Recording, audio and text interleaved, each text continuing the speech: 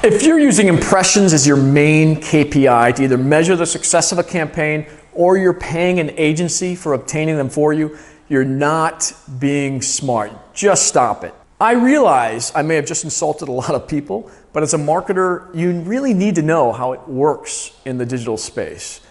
I've seen several traditional agencies who are used to reporting on offline campaigns and several influencer agencies who use impressions or its ugly KPI cousins, reach, you might have heard reach, as their primary metric. They'll tell you that their campaign will generate 10 million impressions, but not how many verifiable views or clicks the content is generating.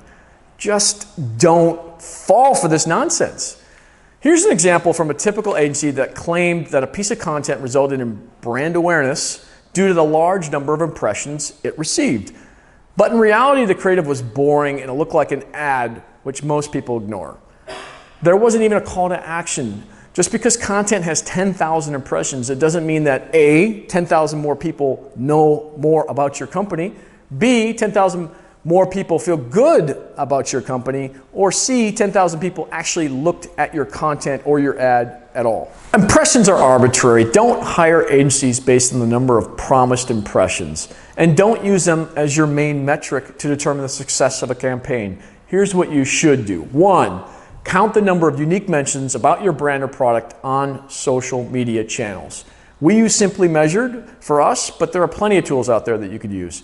2, every campaign should have a call to action and use unique, trackable links with all content that you put out there to determine its effectiveness, especially when you're using influencers. 3, conversions are what's critical here, and every campaign should be able to measure conversions, whether it's a lead, a sale, a download, an email capture. Conversions should be your primary metric in 90% of the digital marketing that you do online.